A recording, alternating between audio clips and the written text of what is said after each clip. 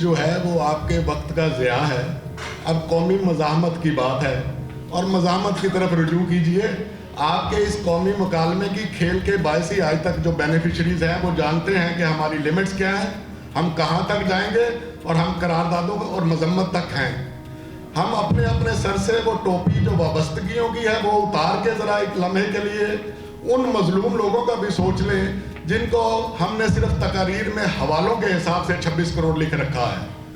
وہ 26 کروڑ ہم سے سوال ضرور کریں گے جب ہم وہاں سے اٹھ کر یہاں بیٹھ جاتے ہیں, تو وہ آپ کی کنٹریبیوشن کیا تھی جب میرا استحصال ہو رہا تھا. آپ فارم آف گورنمنٹ طے کر رہے ہیں, آپ موڈ آف ریزسٹنس تیار کر رہے ہیں, آپ فارم آف اسٹیبلشمنٹ تیار کر رہے ہیں. یہ اسٹیبلشمنٹ کا لفظ جمہوری روایات اور جمہوری نشستوں کے اندر تضحیق ہے اس محفل کی. اس کی کوئی جگہ نہیں ہے جب آپ حکومت کی بات کرتے ہیں. حکومت آپ بات کرتے ہیں اپنے آئین کی, اور آئین کہتا ہے ڈیموکریسی کو by the people for the people, government of the people. آپ اس میں تیسرے فریق کو تسلیم کر کے اپنے حقوق سے میں سمجھتا ہوں ویور کرتے ہیں, اور اپنے اس حقوق سے اپنے آپ کو خود ہی علیحدہ کر رہے ہیں. آپ کا ہی یہ حق ہے کہ آپ اپنے منتخب نمائندے چنیں, آپ ہی کا یہ حق ہے کہ آپ میں سے لوگ ہم پر حکومت کریں, اور آپ ہی کا یہ حق ہے کہ اگر وہ صحیح نہ کریں تو ان کے ریزسٹنس کے لیے اسلام آباد میں کیا ذرے ذرے میں کونے کونے میں نکلیں, لیکن ان نکلنے والوں کو اپنی وابستگیوں کے تحت کرٹیسائز نہ کریں. صرف ایک بات دیکھیے کہ آپ جس فارم آف گورنمنٹ کو تسلیم کر کے ریزسٹنس کی بات کر رہے ہیں کہ ریزسٹنس درست تھی یا نہیں تھی, اس بنیادی نقطے کا کیا ہے کہ اس ایگزسٹنس کی بات کیجئے. یہ پولیٹیکل رجیم جو ہے اس کی ایگزسٹنس جو ہے وہ بنیادی اصول کے خلاف ہے یا نہیں ہے. آج تک کیوں الیکشن ٹریبیونلز میں فارم 45 اور 47 کے فیصلے نہیں ہو چکے, اور ہم نے کیوں سرنڈر کر دیا؟ کیوں آج تک یہ فیصلہ نہیں ہو سکا کہ وہ 8 ججز جنہوں نے خط لکھا کہ ہمارے اندر مداخلت ہو رہی ہے وہ بھی اسی نوکری پر کام کر رہے ہیں, اور جنہوں نے اس کے اوپر ایکشن لینا تھا وہ بھی اسی نوکری پر کام کر رہے ہیں.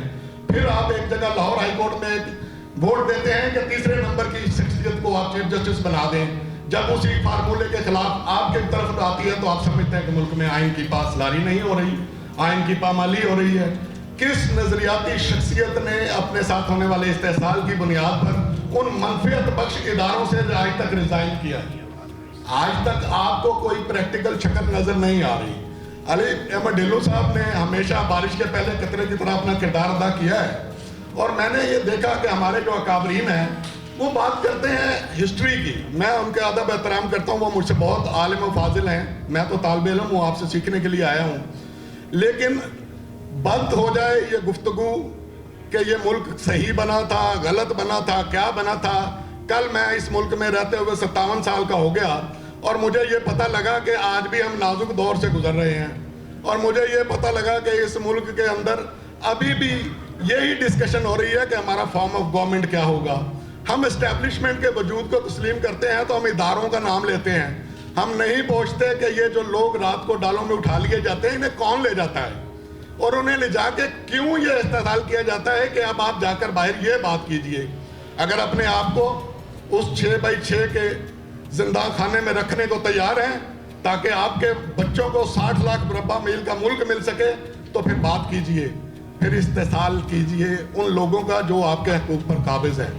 میری گزارش ہوگی, میں بڑے ادب سے بات کر رہا ہوں سب دوستوں سے, کیوں ہماری بات ہونے سے پہلے, ہمارے انٹلیکچوئل کی بات شروع ہونے سے پہلے ہمیں یہ اندازہ ہو جاتا ہے کہ یہ کس پارٹی کو فیور کریں گے اور یہ کدھر جائیں گے.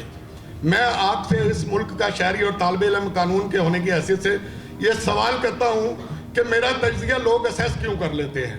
میں آپ اس سپریم کورٹ سے بھی یہ سوال کرتا ہوں کہ ایک ریڈی بان بھی کیوں جان جاتا ہے آپ کے ججز کے ٹکر اور کمنٹس دیکھنے کے بعد کہ فیصلہ کیا آ رہا ہے.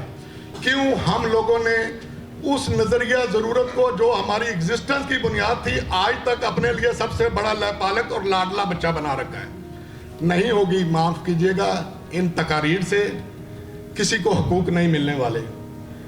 کسی جدوجہد کے بنا مکالمے کی الٹیمیٹ جو آپ کی ڈیسٹنی ہے وہ ہے کہ آپ لوگوں کے تمام طبقات کو اس بات پر کنونس کر لیں کہ جبر کے خلاف جدوجہد کیجئے, انلیگل کے لیے خلاف جدوجہد کیجئے. کیوں آج تک کسی سپریم کورٹ نے یہ ججمنٹ نہیں دی کہ آخر میں آخری سال میں جو چیف جسٹس فیصلے کر کے جاتے ہیں سب سے پہلے ایک بار لگا دیا جائے کہ آپ اس کے بعد کبھی اہل نہیں ہوں گے کسی گورنمنٹ ادارے کے، آپ کبھی اہل نہیں ہوں گے کسی کے ہیڈ آف دی ڈپارٹمنٹ بننے کے۔ کیوں جرنیلوں کے خلاف یہ بات نہیں ہوتی کہ آپ کو بعد از ریٹائرمنٹ کسی قسم کے بھی ادارے کا سربراہ نہیں بنایا جائے گا؟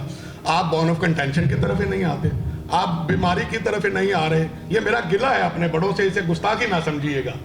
میں طالب علم کی حیثیت سے بار بار یہ جانتا ہوں، میں نے ابھی کچھ دنوں پہلے بار کی سیاست تو ہماری اور چیز ہے، میں تو سمجھتا ہوں کہ بار کی سیاست اور بار ایسوسی ایشن نے اگر اپنا کردار نبھایا ہوتا اور صحافتی تنظیموں نے اپنا کردار نبھایا ہوتا تو یہ مکالمے آج پریس کلب میں نہیں گلی گلی اور گھر گھر میں ہو رہے ہوتے۔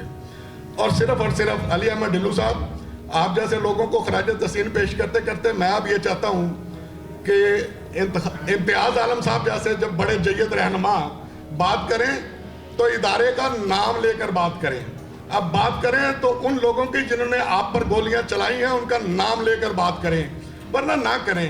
آج تک اس مظلوم کے اندر یہی کہا گیا کہ تیرے نہ بڑی زیادتی ہوئی، اس کے بعد میں اسی سسٹم کا حصہ بن گیا ہوں، اگر میں کنونس ہوں کہ تمہارے ساتھ زیادتی ہوئی تو پھر میں تمہارے ساتھ کھڑا ہوں۔ بصورت دیگر میں نے منافقت کی ٹوپی پہن رکھی ہے، میری بات کسی میرے بڑے کو ناگوار گزرے تو میں بہت معذرت چاہتا ہوں۔ میں آپ سے سیکھنا چاہتا ہوں کہ ہمارے مسائل کا حل بتائیے۔ ہمارے مسائل کا ہمیں بہت ادراک ہو چکا، ہم ہی تو اگریوڈ ہیں، ہم ہی تو اس معاشرے کے سب سے بڑے مظلوم ہیں جن لوگوں کو آج تک ان کے بنیادی حقوق نہیں مل سکے۔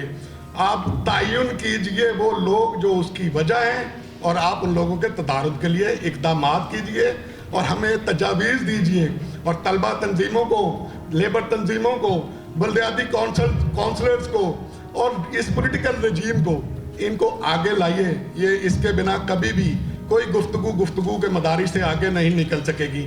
آخری بات کہہ کے جا رہا ہوں، جب بھی میں کسی جدوجہد کرنے والے، کسی بھی جمہوری اقدار کی پاسداری کے حوالے سے یا اپنے حقوق کی بحالی کے حوالے سے جدوجہد کرنے والے کو سنب کیے جانے پر خاموش ہوں یا میں سنب کیے جانے والے کو مذاق اڑا رہا ہوں تو میں یزید کا ساتھی تو ہو سکتا ہوں، میں پھر حسینیت کا علمبردار نہیں ہو سکتا، اور حسینیت کے علمبردار ہوئے بنا یہ زندگی بے معنی ہے۔ بہت شکریہ۔